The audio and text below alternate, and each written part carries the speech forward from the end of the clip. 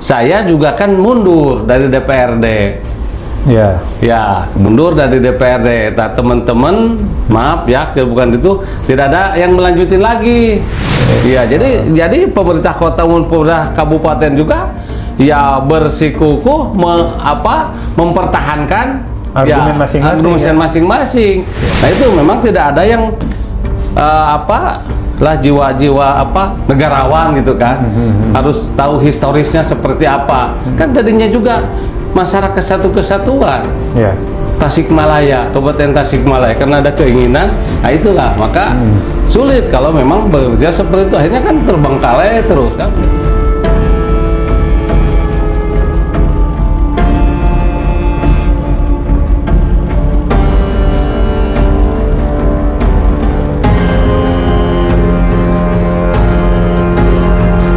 Bismillahirrahmanirrahim. Assalamualaikum warahmatullahi wabarakatuh.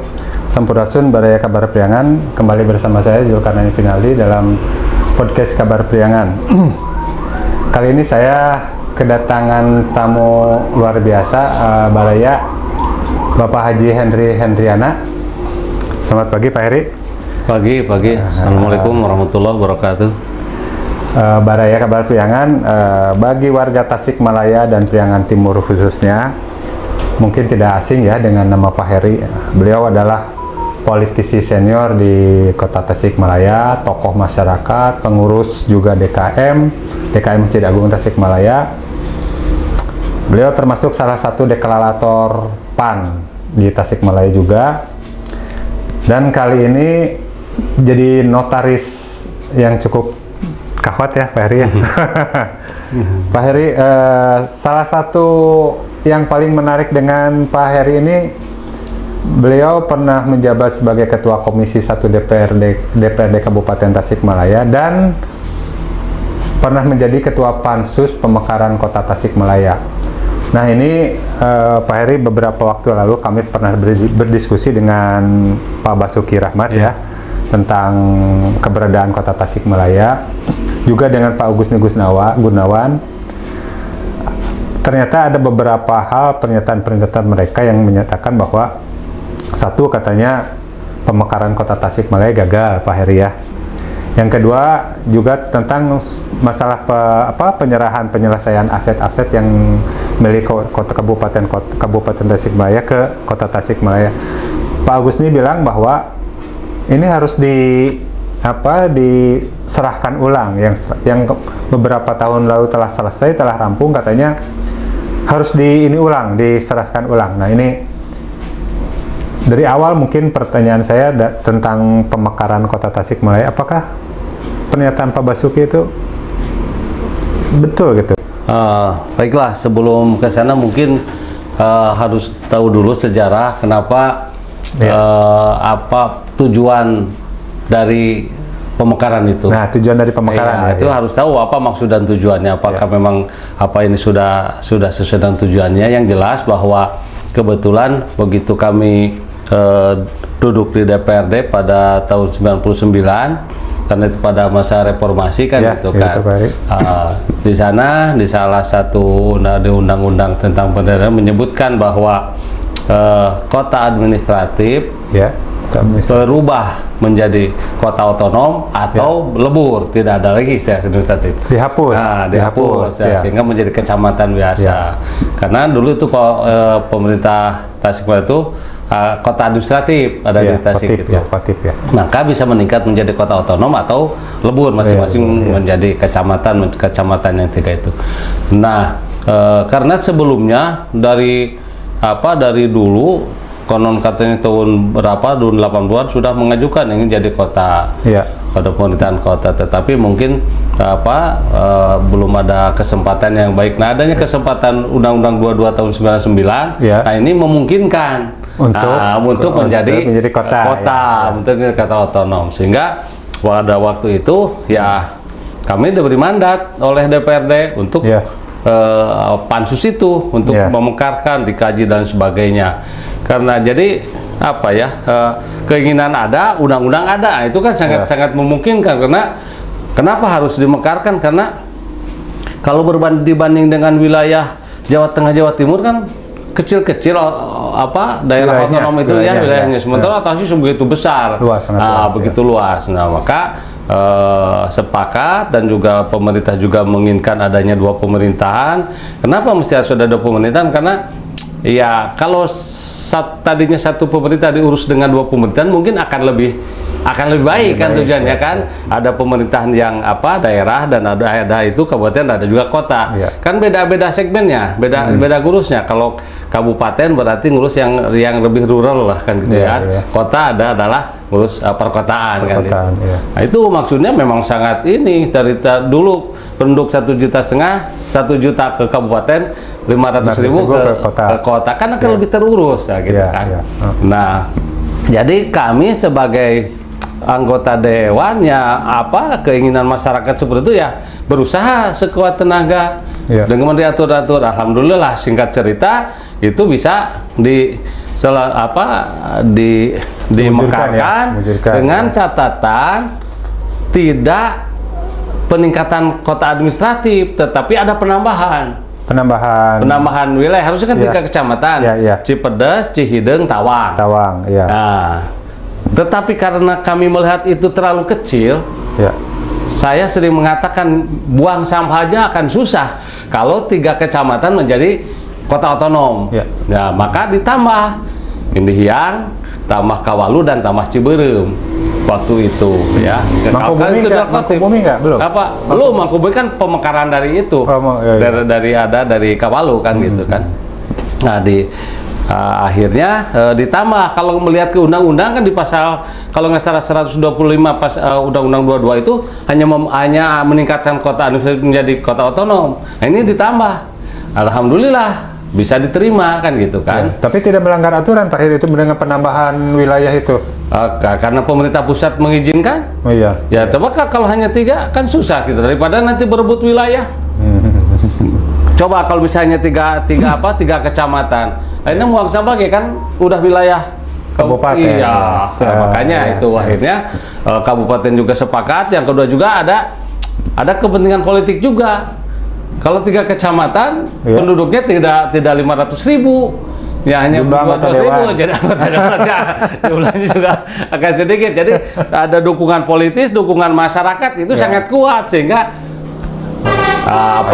bisalah dimekarkan atau menjadi otonom dengan waktu itu bareng dengan Batu, Cimahi dan Tasik gitu ya. Itu bareng 3 itu di kota itu. Itu yang menjadi. Jadi tujuan awalnya itu untuk mensejahterakan masyarakat. Dengan diurus oleh 2 pemerintahan, kabupaten, masyarakat yang tadinya diurus oleh 1 pemerintah sekarang diurus pemerintahan ya secara logika, secara nalar pasti akan lebih baik kan gitu. Iya. Tapi belakangan justru yang terjadi malah sepertinya ada konflik Pak. Jadi ada semacam diskresi atau gimana? Jadi ada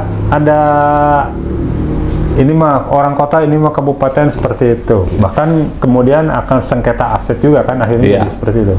Iya, terus tadi pertanyaan tadi tentang itu kayaknya tidak berhasil. Kalau itu kan harus jelas indikatornya juga kan. Saya tidak bisa mengatakan, saya tidak berani mengatakan ini tidak berhasil karena harus jelas ukurannya, parameternya apa, berhasil atau tidaknya kan gitu. Jadi yang jelas saya sejak dulu itu ingin tekad untuk mekar saja. Nah, maka berdampak berhimpit kepada masalah aset, kan? Karena pada waktu itu kalau nggak salah ada 10 kota kabupaten yang secara bersama-sama itu dimekarkan kan gitu. Nah, waktu kami bersama Kabag Hukum dulu itu masih Pak Endang Husaini almarhum, itu menyodorkan draft ke pusat seperti itu. Ya masalah aset itu ya seperti yang tertulis sekarang. Jadi sama kan Cimahi seperti itu, kemudian juga Batu di Malang seperti itu karena di Jawa itu ada 3 kalau nggak salah yang lainnya di luar Jawa seperti itu. Sehingga dalam satu pasalnya aset-aset yang berada di wilayah di ke apa kota menjadi aset kota milik Pemkot, kota. ya. Kan berbeda Tasik dengan Cimahi, Tasik dengan Batu berbeda karena wilayah yang dimekarkannya itu justru malah keluar dari itu. Gitu Nah, kan. ini masih titik permasalahan di sini Titik berarti. permasalahan itu. Ya. Walaupun kami menyadari setelah itu kami menyadari bahwa loh ini karena dulu memang kita akui memang dulu bukan terburu-buru, artinya kan ada euforia, wah alhamdulillah kota yang sudah konon katanya dari tahun 75 ya, jadi kota itu pengajuan itu kan, nah ini kan ada ini jadi ada rasa euforia kan gitu. Walaupun kami dengan Pak Basuki, Dr. Basuki gitu pernah datang ke Depdagri untuk menanyakan ini, minta judicial review. Karena pasal 14 itu kan copy paste kan gitu kan. Copy paste semua seperti itu. Kata di Depdagri saya datang ke Dirjen Otonomi Daerah dulu. Wah, apalah ini kan sama-sama pemerintah nanti aja diatur kan seperti itu. Kita percaya saja. Kan masih ngahiji kan gitu. Kemudian kebetulan juga saya diberi tugas juga, diberi mandat juga sebagai ketua pansus pemisahan aset, pembagian aset, penyelesaian aset. Termasuk itu saya juga menjadi ketua pansus. Jadi selain ketua pansus pemekaran kota juga masalah pembagian aset kan itu ya. Dulu memang zaman Pak Wakil Bupati Dede Udan sudah ada rencana itu 3 tahap. 3 tahap penyerahan aset itu ya. Tahap pertama itu penyerahan aset yang secara nyata dan fakta dipakai oleh kota, ya misalnya sekolah-sekolah, kantor-kantor kecamatan itu secara otomatis kan diserahkan. Yang kedua nanti adalah fasilitas-fasilitas umum, ya seperti lapangan dadahal dengan segala macam kabupaten dan sebagainya, itu akan di tahap kedua. Yang ketiga aset-aset yang secara ada nilai historis dan nilai komersil. Nah, itu akan akan dikompensasikan gitu dulu bahasanya kalau itu kan. Dulu ada catatan-catatannya, kesepakatannya gitu. Satu sudah berjalan, alhamdulillah masih saya ketua pansusnya. Dulu penyerahan secara otomatis kendaraan tanah-tanah itu. Termasuk kendaraan dinas. Iya, semua kan dulu masih saya. Termasuk karyawan. Iya, segala macam. Dulu kan aset-aset itu seperti itu. Kemudian yang kedua pada tahun itu berapa ya, ada sebagian sudah diserahkan ya, seperti dadaha dan sebagainya itu ada penyerahannya. Nah, kesininya saya juga kan mundur dari DPRD. Ya, mundur dari DPRD. Nah, teman-teman, maaf ya, bukan itu, tidak ada yang melanjutin lagi. Karena dulu memang diserahkan full kepada Komisi A. Udah saya ketua Komisi A. Yang mungkin sejarah saya selama di Dewan selalu jadi ketua Komisi A kan gitu kan, tidak diganti-ganti kan gitu ya. Nah, jadi terusnya pasca saya itu tidak ada pelanjutan lagi. Nah, timbul aja masalah, walaupun dulu itu masih di Dewan juga pernah diperbincangkan dengan kota, karena waktu itu sudah mekar ya, udah misah. Pak Heri, kelanjutan dari pembahasan aset itu, misalkan Pak Heri pernah nggak diajak ngobrol? Setelah saya nggak di DPRD nggak pernah diajak bicara gimana sejarahnya dulu kan gitu. Karena memang kalau ternyata kalau sudah jadi mah berbeda dengan dulu. Waktu-waktu dicita-citakan kan gitu sepertinya betul kata tadi sudah aing-aingan, ini kan kota, ini kan kabupaten kan gitu. Jadi pemerintah kota maupun pemerintah kabupaten juga ya bersikukuh mempertahankan argumen masing-masing. Kalau kita ikut sejarah mah, kalau kita ikut historisnya kumaha dulu rencananya awalnya seperti apa kan gitu, tidak akan gontok-gontokan seperti itu kan gitu. Jadi sekarang seolah ini kan undang-undang, jadi mereka saya walaupun tinggal di kota tapi kan tahu sejarah. Mereka menganggap ini kan undang-undang tuh kuat gitu kan seperti itu, padahal kalau saya ditanya dulu kan ini itu bukan ada kesalahan, ini kan copy paste kan gitu. Itu mengakui diri, nggak tahu kalau sekarang kalau dulu mengakui oh iya kan gitu. Karena Tasik itu berbeda dengan Beda kasusnya, Cimahi kan, kan benar, gitu, seperti itu. Nah, kalau sudah berpedoman undang-undang kan semua mengakui undang-undang itu lebih tinggi daripada peraturan. Jadi itu bersikukuh seperti itu orang-orang dewan yang di kota juga dulu zaman Pak Ojat, zaman almarhum Tony waktu wakil ketua bersikukuh seperti itu. Ya sulit saya bilang kan gitu. Itu tidak sesuai dengan cita-cita awal kan? Iya, kalau aset padahal mah, ya saya bilang ya gini aja kan. Ada 2/3 ada di kabupaten, 1/3 ada di kota. Ya pembagiannya seperti itu kan gitu. Mestinya kan seperti itu. Nah itu memang tidak ada yang jiwa-jiwa negarawan gitu kan. Harus tahu historisnya seperti apa. Kan tadinya juga masyarakat satu kesatuan. Tasikmalaya, Kabupaten Tasikmalaya, karena ada keinginan, nah itulah maka sulit kalau memang bekerja seperti itu, akhirnya kan terbengkalai terus kan gitu, karena seolah-olah mempertahankan itu, padahal itu kan milik rakyat Pak Heri, Tasikmalaya. Pada tahun berapa ya ketika pemerintahan zaman Pak Budi sama Pak UU ya, Kabupaten Tasik, Pak UU Bupati, Pak Budi Kota P3, sama-sama P3 kan? Itu udah selesai kan aset. Itu sesuai dengan cita-cita sebelumnya yang tadi tiga tahapan. Iya, saya nggak mengikuti apakah yang maksud selesai gimana kan gitu kan.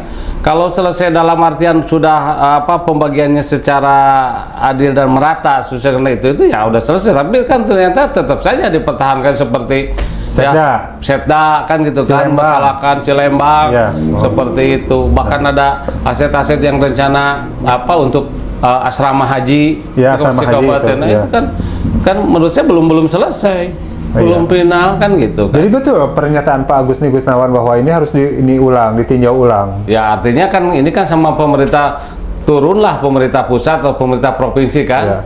Itu kan bagaimanapun juga ini adalah aset rakyat. Ya, jadi untuk kepentingan rakyat kan gitu. Kecuali memang pemerintah pusat mengganti untuk kabupaten kan, ini misalkan kota ini mengganti kabupaten seperti itu kan, misalkan bisa saja. Misalkan nilai yang Cilembang misalkan nilainya sekian, sok digantian di kabupaten sekian, seperti itu. Ya seperti itu, seperti mestinya ada kompensasi lah untuk pengajar. Kalau memang karena kan jadi kabupaten yang keluar dari teritorial kota kan berarti harus membangun seperti itu. Untung aja waktu itu kan zaman Pak Tatang kan terus berpacu membangun itu kan, sehingga kan bisa alhamdulillah kan bisa terus membangun, sementara yang lain-lain kan juga masih lambat kan gitu. Tapi tadi pertanyaan awal Pak Heri, apakah ini sudah sesuai penyerahan aset sesuai dengan rencana awal yang Pak Heri awal waktu di Pansus? Enggak.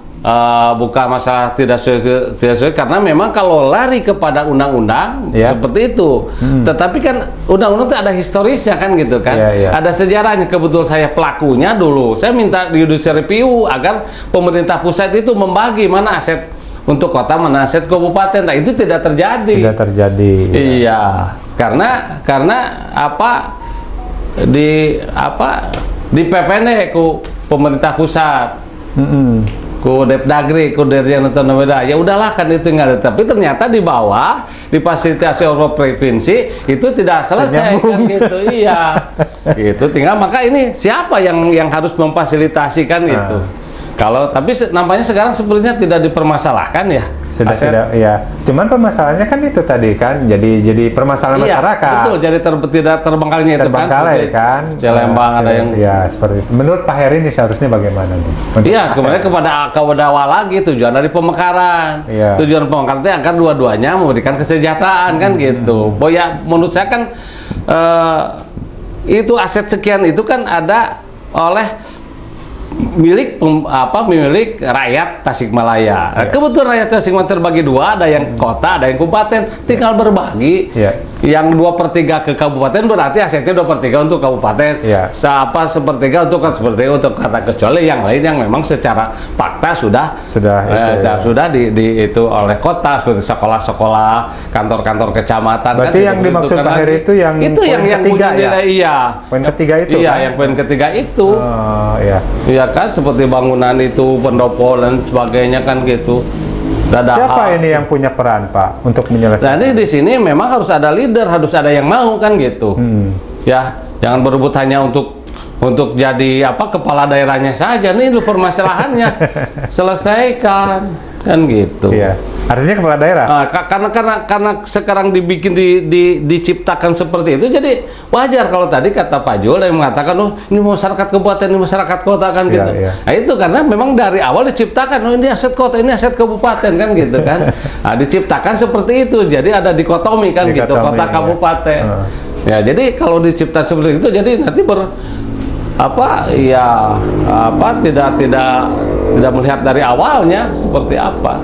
Gitu. Jadi Tasikmalaya akhirnya jadi terbagi ya, terpecah kota secara ini ya. Padahal kan dulunya awalnya kan orang-orang Tasik gitu ya. Tidak terlepas dari kota kabupaten kan. Pak Heri juga kan asalnya orang Ciherang kan. Sekarang tinggal di kota Tasik ya. Iya, memang kita dipisahkan oleh di teritori mungkin kultur kita sama orang Tasik, tapi karena teritorial yang memisahkan, karena ada pemerintahan kan gitu. Yang memisahkan itu adalah pemerintahan. Gitu kan, kalau masyarakatnya masyarakat Tasik saja kan gitu, ya kan, atau wali kota saja harus bersama-sama. Ngapain mempertahankan itu? Ya kalau memang itunya bukan milik pribadi ini, daripada terbengkalai seperti Cilembang. Iya.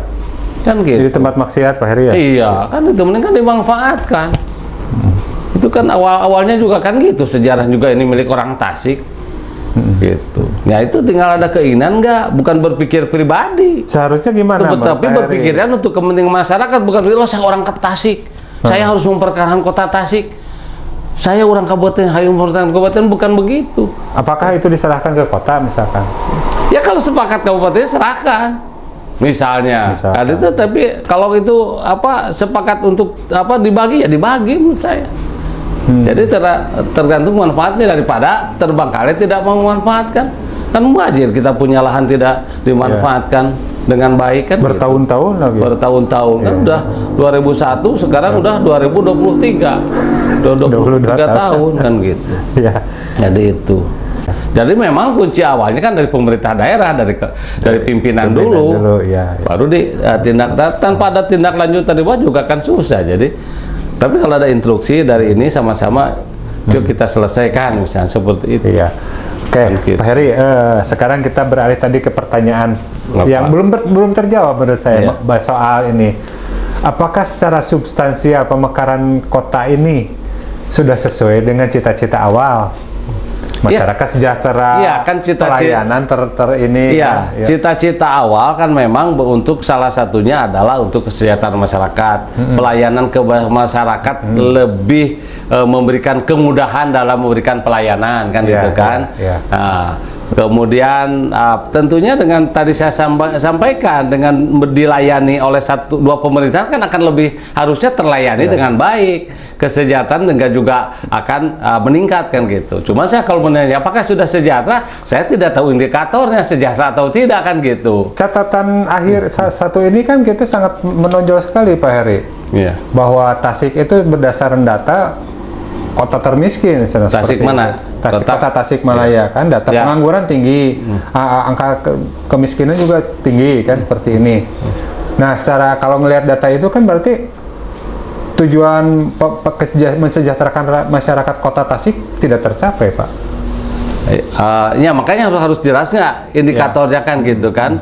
Harus, karena kalau ditanya, kalau pas mau diberi bantuan, orang pasti mengaku miskin.